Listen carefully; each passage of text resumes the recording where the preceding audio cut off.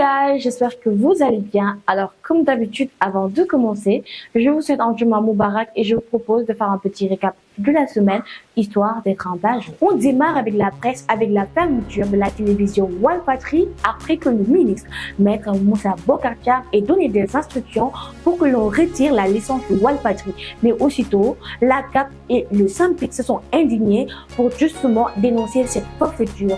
Un sitting est prévu aujourd'hui pour dénoncer cette forfaiture et cette restriction des droits et libertés de la presse. Nous déplorons cette situation avec la dernière énergie et nous nous solidarisons justement avec nos confrères de Walfatri. Parlons politique. Le samedi, le président de la République a tenu un discours portant un report de l'élection présidentielle qui était prévue le 25 février 2024 car selon lui, il y a une crise entre deux institutions, à savoir l'Assemblée nationale et le Conseil constitutionnel. Suite à cela, les députés du PDS et ceux du Benno Bokk Yakaar ont procédé à un vote portant report l'élection présidentielle au 15 décembre 2024, soit d'ici à 10 mois.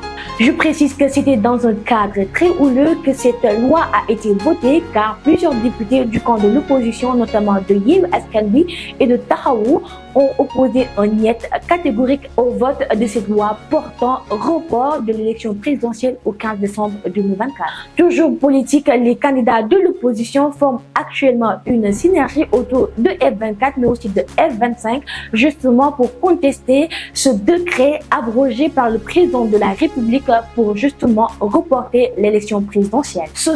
La société civile aujourd'hui s'associe avec les enseignants mais aussi les religieux pour contester à leur tour ce qui se passe aujourd'hui actuellement au Sénégal, c'est-à-dire cette forfaiture qu'impose le président Macky Sall pour justement reporter l'élection présidentielle. Un rassemblement pacifique est prévu ce vendredi 9 février à la place de la Nation à partir de 15h. Les enseignants aussi ont décrété une grève de 72 heures pour justement manifester leur désaccord contre ce report unilatéral. Toujours concernant l'état actuel du pays, l'Union européenne et la CEDEAO, mais aussi les États-Unis ont manifesté leur inquiétude et exigé au président de la République de respecter le calendrier républicain. Et puis société internationale, le Congo qui vit jusqu'à nos jours des génocides mais aussi des viols répétitifs sur plusieurs femmes. Et puis parlons sport, CAN 2023, le Nigeria bat l'Afrique du Sud en demi-finale, de même que la Côte d'Ivoire qui aussi bat à son tour le Congo.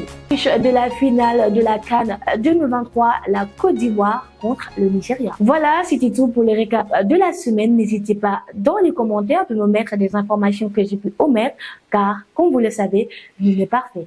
À très bientôt.